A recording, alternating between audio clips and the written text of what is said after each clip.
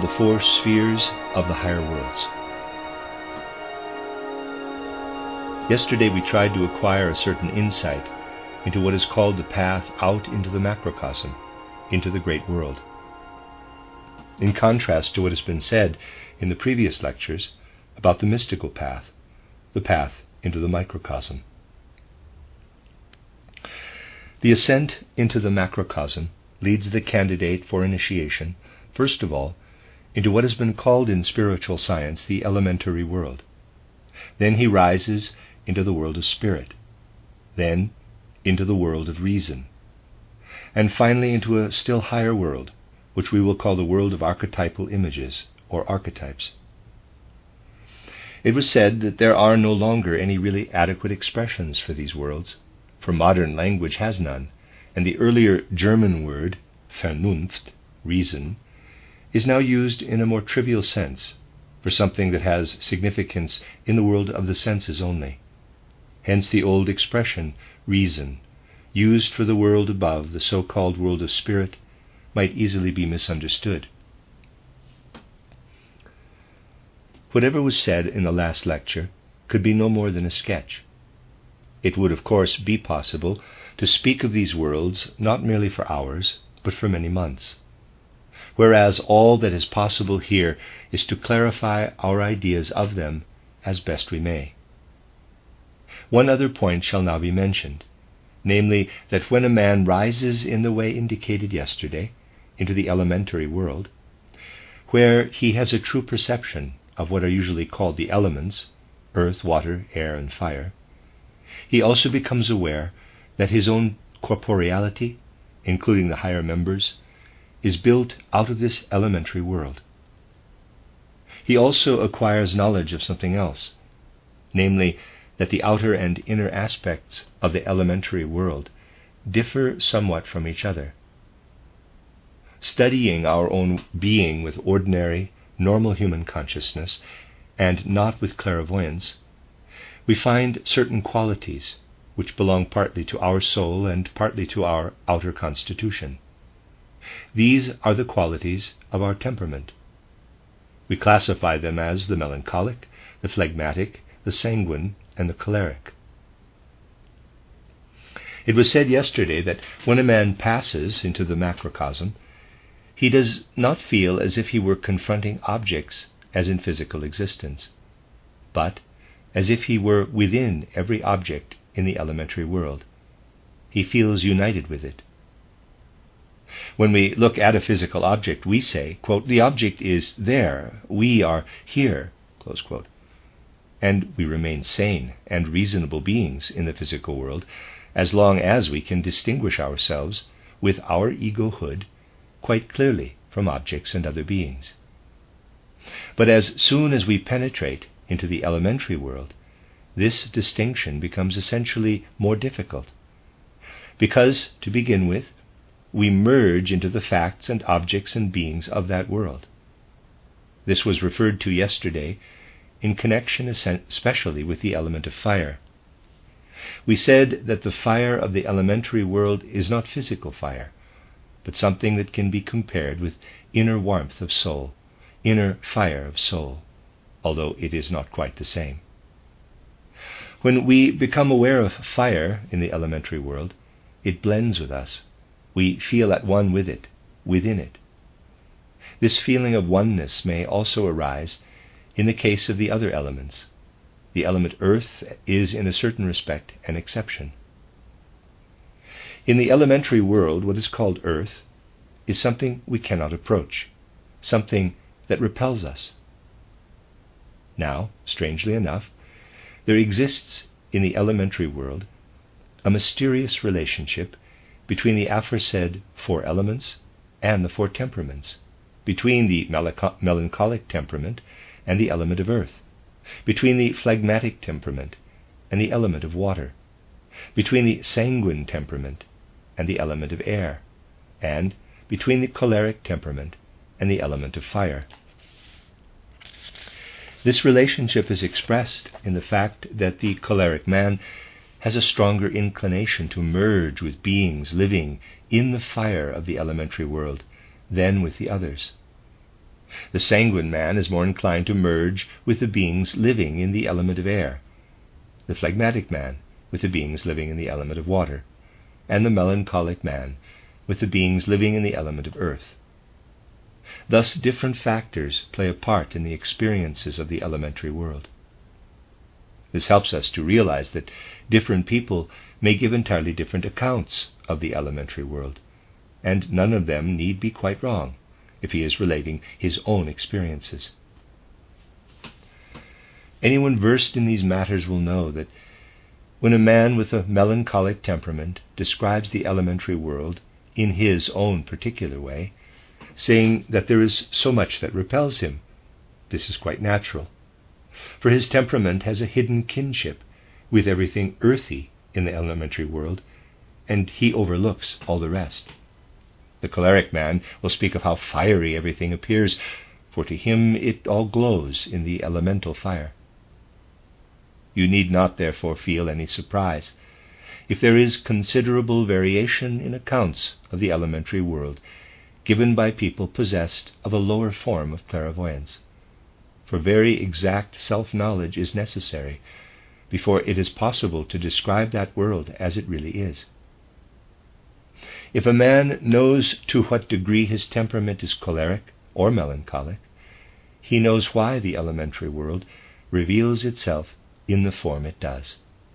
And then this self-knowledge impels him to divert his attention from the things with which, because of his natural makeup, he has the greatest kinship. It is now possible for him to acquire concepts of what is called in spiritual science true self-knowledge.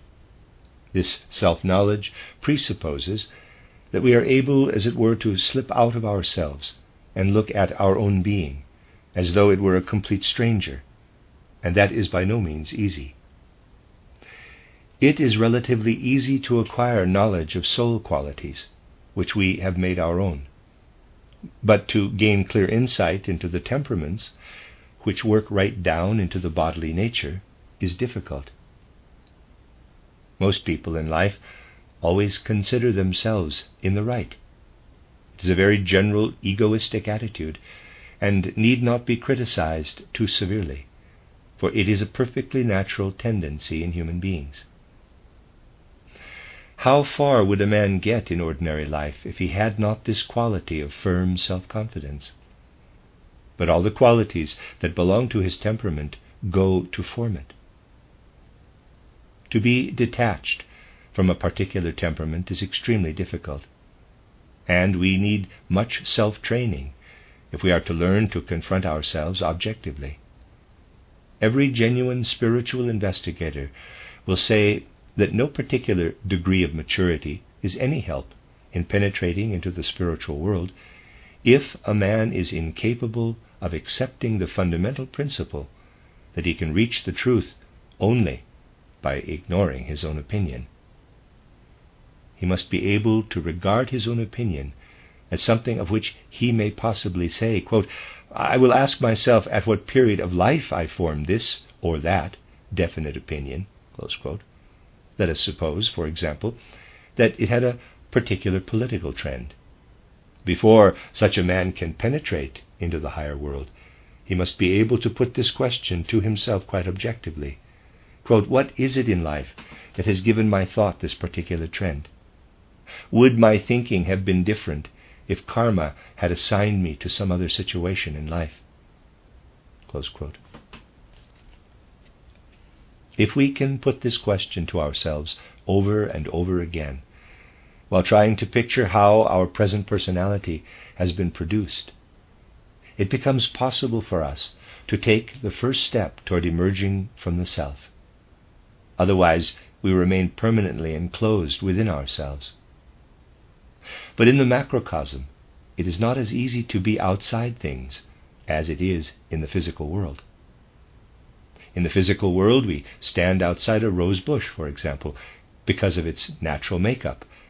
But in the elementary world, we grow right into the things there, identify ourselves with them. If we are incapable of distinguishing ourselves from the things while we are actually within them, we can never understand conditions in that world. Our choleric temperament, for example, becomes merged in the element of fire, and we can no longer distinguish between what is flowing from us into a being of the elementary world, or from that being into us, unless we have learned how to do so. We must, therefore, first learn how to be within a being, and yet to distinguish our own identity from it. There is only one being who can help us here, namely our own. If we gradually succeed in judging ourselves as in ordinary life we judge another person, then we are on the right path. Now, what is it that distinguishes a judgment about oneself from a judgment about another? We usually think that we ourselves are in the right, and that the other person, if he holds a contrary opinion, is wrong. This is what happens in the ordinary way. But there is nothing more useful than to begin to train ourselves by saying, quote, I have this opinion, the other person has a different one. I will adopt the standpoint that his opinion is just as sound and valuable as my own. Close quote. This is the kind of self-training that makes it possible for us to carry into the elementary world the habit that enables us to distinguish ourselves from the things there, although we are within them. Certain subtleties in our experiences are necessary if we are to ascend consciously into the higher worlds. This example too shows what justification there was for saying in the lecture yesterday that when a man ascends into the macrocosm, he always faces the danger of losing his ego. In ordinary life, the ego is nothing but the aggregate of opinions and feelings connected with our personality, and most people will find that it is exceedingly difficult to think, to feel, or to will anything once they have taken leave of what life has made of them.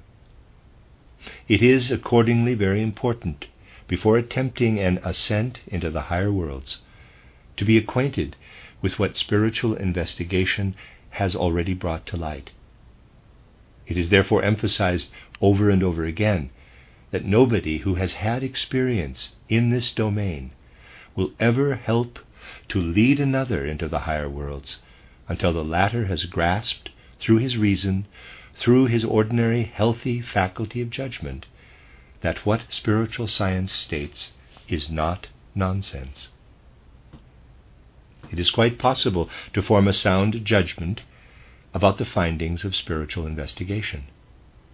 Although it is not possible to investigate personally in the spiritual worlds without the vision of the seer, a healthy judgment can be formed as to the correctness or incorrectness of what is communicated by those who are able to see. On this basis we can study life and observe whether the statements made by the spiritual investigator make it more intelligible. If they do, then they can be assumed to be correct. Such judgments will always have one peculiarity, namely, that we shall always, by holding them, transcend ordinary human ways of thinking in a certain respect. If we speak with unprejudiced minds, our ordinary sympathies and antipathies are discarded, and we shall find ourselves able to be in harmony, even with people who hold the most contrary opinions. In this way we transcend the ordinary way of forming human opinions. Thus, in spiritual science, we gain something which we retain even when we have relinquished our ordinary opinions, and which ensures that our ego is not immediately lost when we enter the higher world for the first time. For the ego is not lost when it is able to be active, when it can think and feel. It is only when thinking, feeling, and perception cease that we have lost our bearings altogether. Thus, a certain store of spiritual scientific knowledge protects us from losing our ego. The loss of the ego on entering the spiritual world would, however, have other consequences in many cases. We come here to something that must be briefly mentioned. These consequences often show themselves in ordinary life. It is important to know about them when describing the paths that can lead into the spiritual worlds. The spiritual investigator must not be in any sense a dreamer, a visionary. He must move with inner assurance and vigor in the spiritual world, as an intelligent man does in the physical world. Any nebulosity or lack of clarity would be dangerous on entering the higher worlds. It is, therefore, so very essential to acquire a sound judgment about the things of normal everyday life. At the present time, especially, there are factors in everyday life which could be highly obstructive on entering the spiritual world if no heed were paid to them. If we reflect about our life and about influences that have affected us from birth onward, we shall recall many things, even by a superficial retrospect. But we shall also have to admit that very much has sunk into oblivion. We shall have to admit, too, that we have no clear or definite consciousness of influences that had a share in forming our character and educating us. Would anyone refuse to admit that many influences have been forgotten?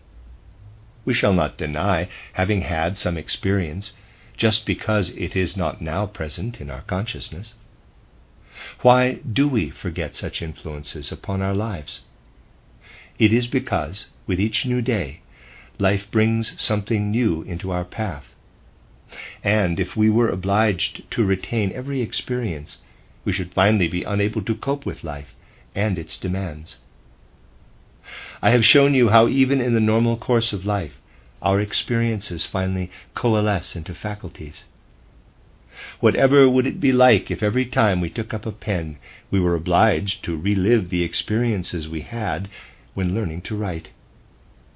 These past experiences have rightly fallen into oblivion, and it is well for us that this has been so.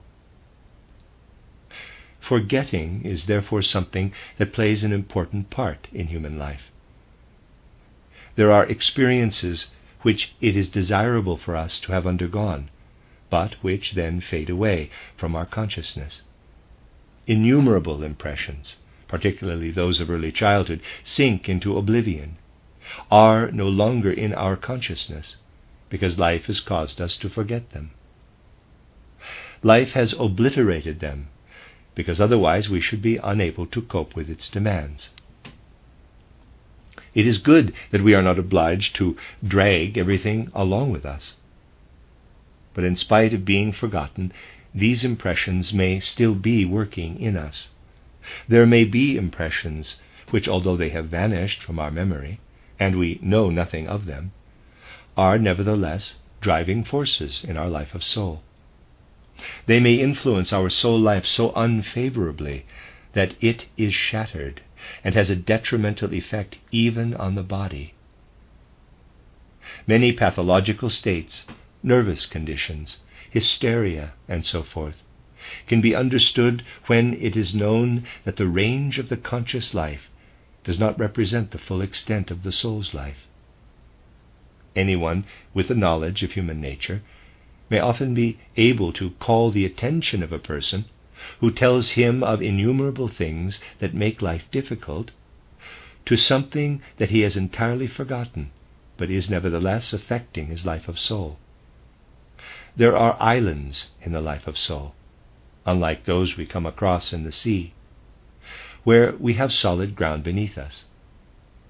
But when in his life of soul a man comes across such an island, which originates from unconscious influences, he may be exposed to all sorts of dangers. Let me read that again.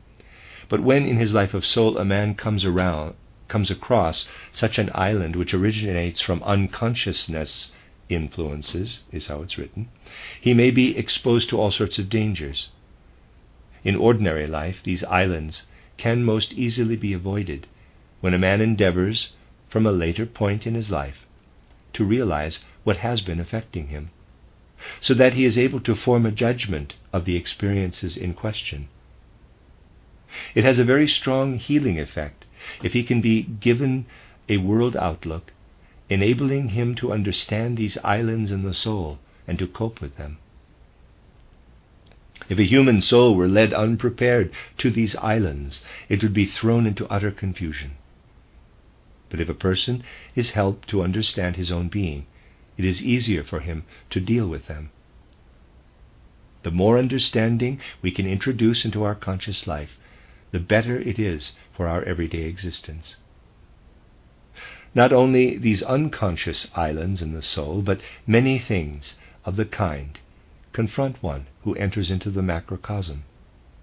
As we have heard, man enters into the macrocosm every night when he goes to sleep, but complete oblivion envelops whatever he might experience there. Among the many experiences he might have, if he were to enter the macrocosm consciously, would be the experience of himself. He himself would be there within the macrocosm. He has around him spiritual beings and spiritual facts, and he also has an objective view of himself. He can compare himself with the macrocosmic world and become aware of his own shortcomings, his own immaturity. This experience affords abundant opportunity for him to lose his self-assurance, his self-confidence. His best safeguard against such loss of self-assurance is for entry into the higher world to have been preceded by inner preparation, leading toward a mature realization that, imperfect as he now is, there is always the possibility of acquiring faculties that will enable him to grow into the higher world. He must train himself to realize his imperfections, and he must also be able to sustain the vision of what he may become after overcoming these imperfections and acquiring the qualities he now lacks. This is a feeling which must come to the human soul when the threshold leading into the macrocosm is crossed consciously.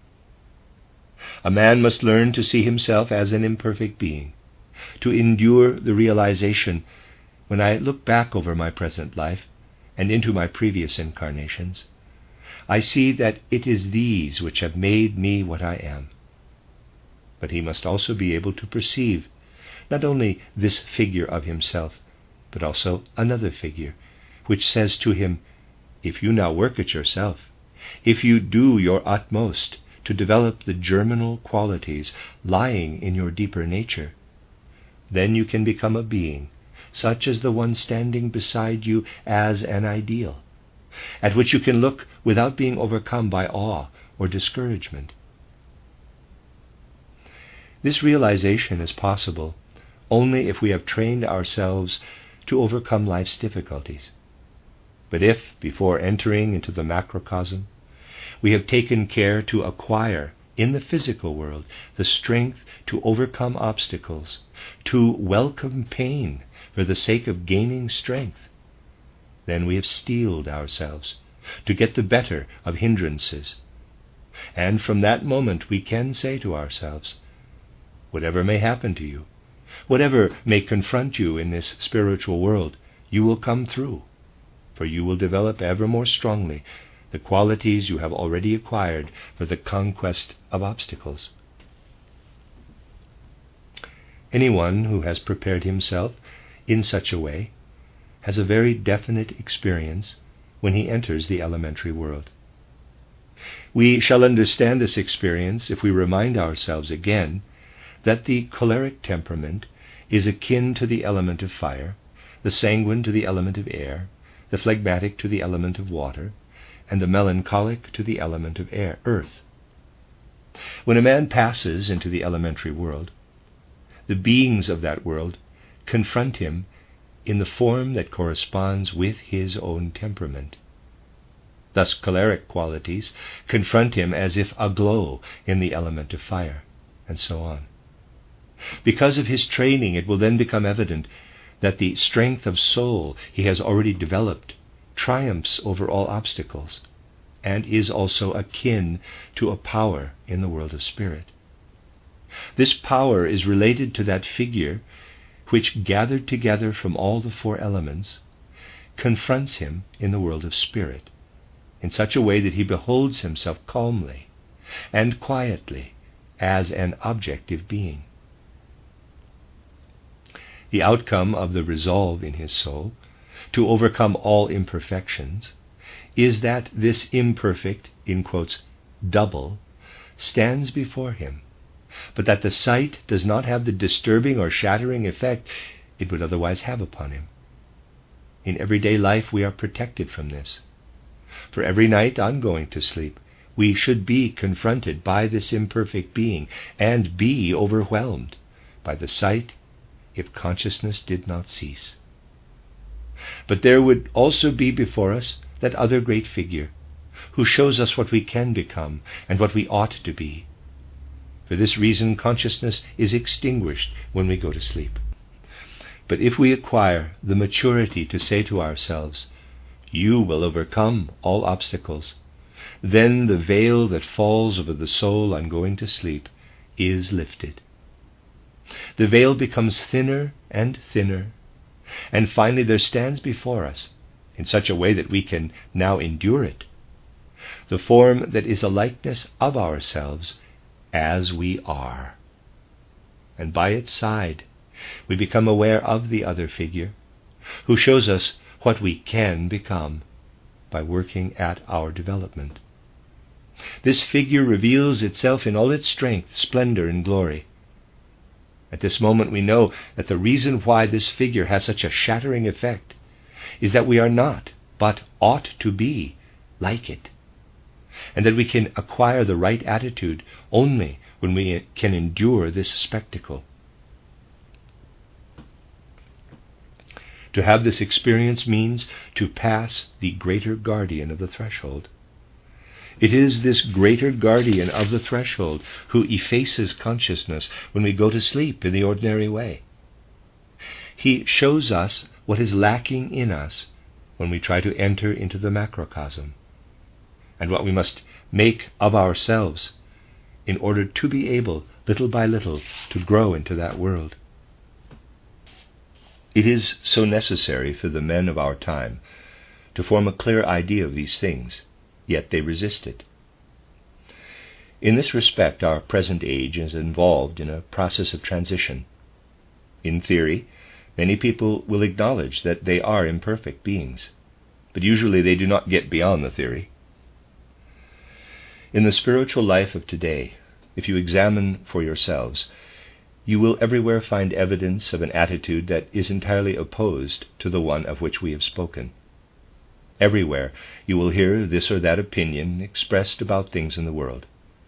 Again and again you will be able to read and hear it said, "One can know this, one cannot know that." How often we encounter this little word "one" in modern writings. In this word, man has set a limit to his knowledge, which he believes he is unable to overstep. Whenever a person uses this little word "one" in such a way, it shows that he is incapable of grasping the concept of true human knowledge. At no moment of life should it be said that one can or cannot know such and such a thing, but rather that we can know only as much as is consonant with our faculties and present state of development, and that when we have reached a higher level, we shall know more. Anyone who speaks about limits of knowledge shows himself to be a person who is incapable of grasping even the conception of self-knowledge, for otherwise he would understand that all of us are beings capable of development, and so are able to acquire knowledge corresponding to the measure of our faculties at that particular time. The spiritual investigator will accustom himself in reading modern literature to substitute he for one, for it is the writer in question who is saying this or that. Thereby the writer betrays how much he knows, but it begins to become doubtful when the writer goes further and actually puts into practice what he writes. Theories are dangerous only when put into practice.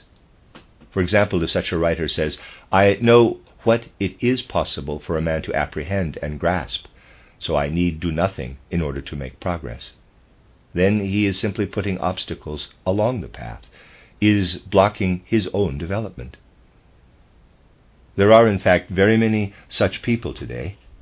It belongs to the whole mode of feeling of human beings today, that they actually like to make the veil constantly darker over the world, which cannot be entered in the right way without passing that mighty figure, the greater guardian of the threshold.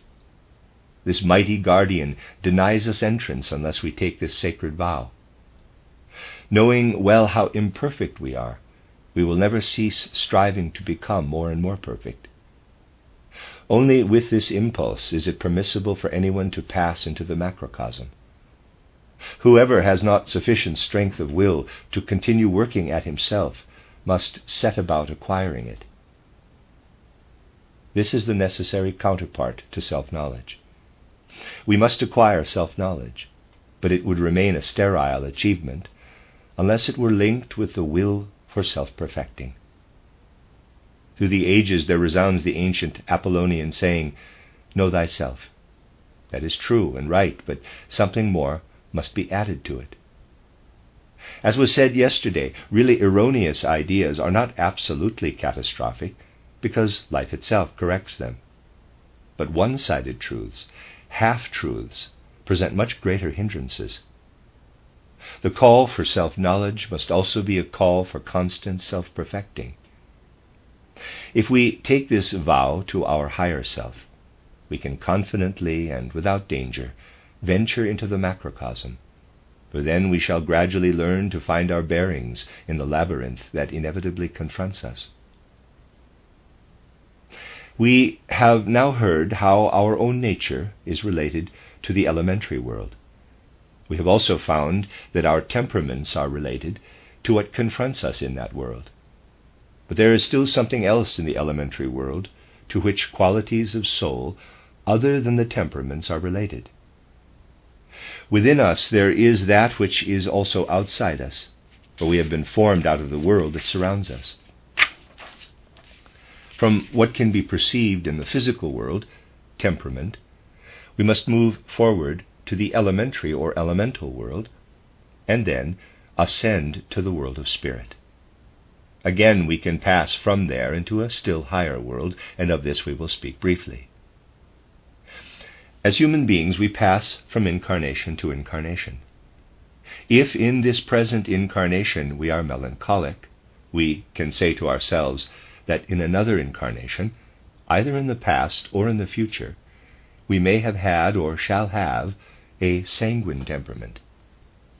The one-sidedness of each temperament will be balanced in the different incarnations. Here we have arrived at the idea that we as beings are after all something more than appears, that even though now we may be melancholic, we are something else as well. As the same being, we may have been choleric in an earlier life, and may become sanguine in a following one. Our whole being is not contained in particular temperamental traits. There is something else as well. When a clairvoyant, observing someone in the elementary world, sees him as a melancholic, he must say to himself, that is a transitory manifestation. It is merely the manifestation of one incarnation.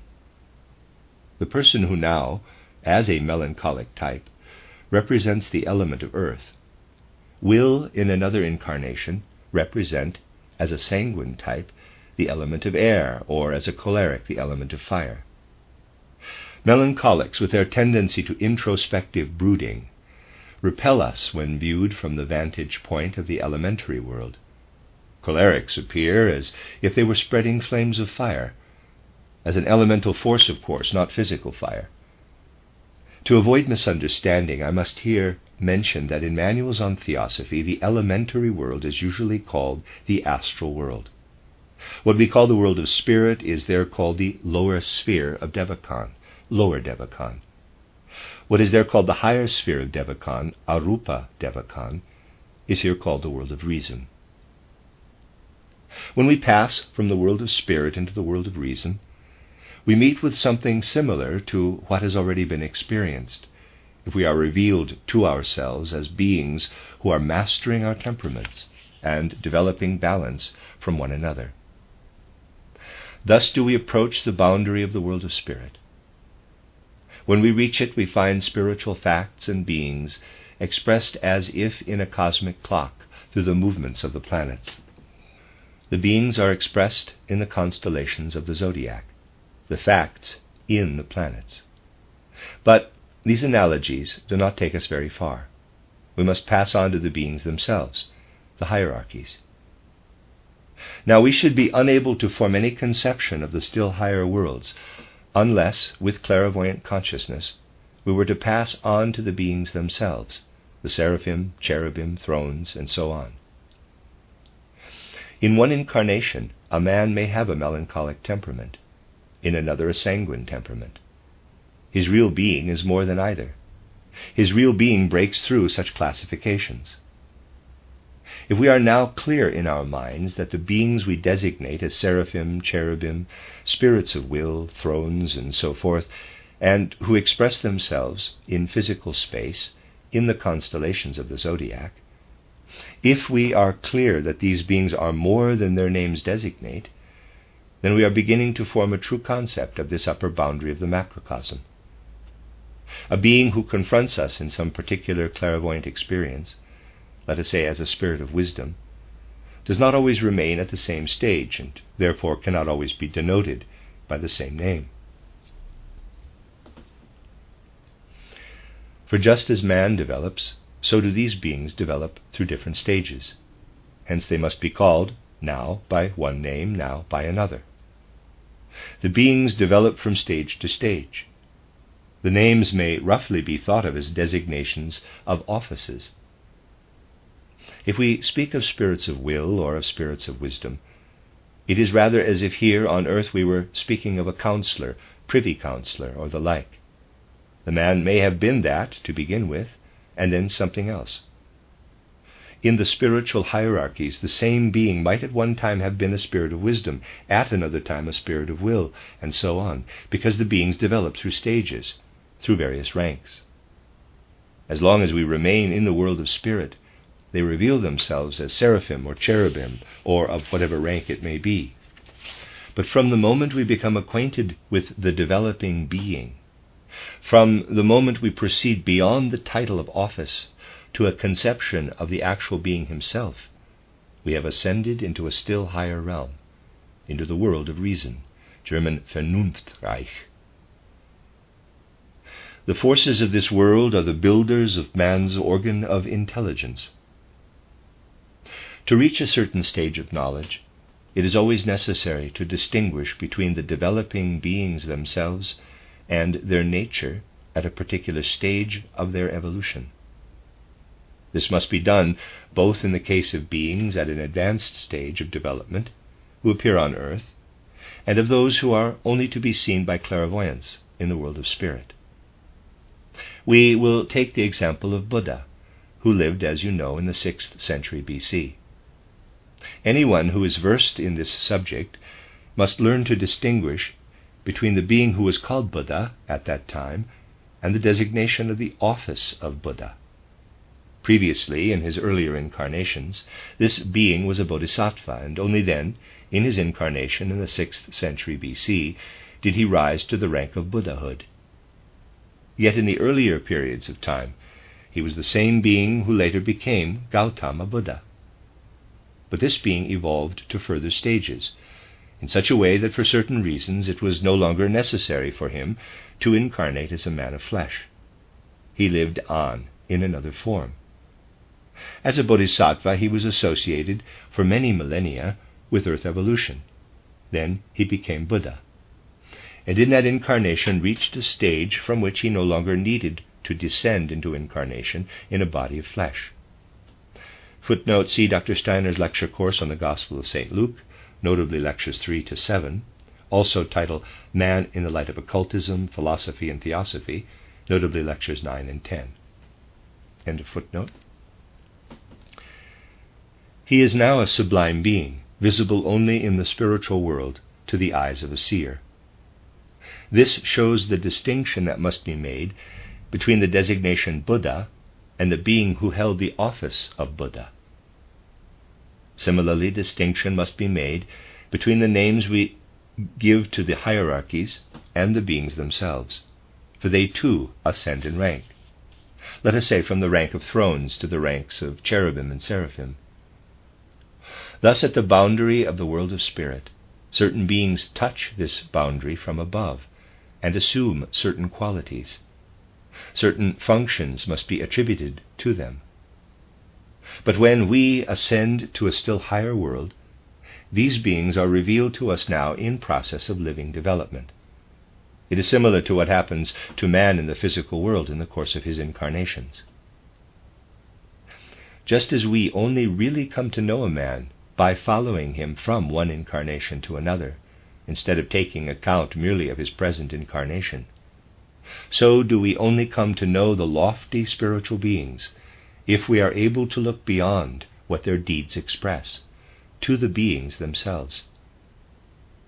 To associate with spiritual beings and to witness their evolution means to live in the world of reason.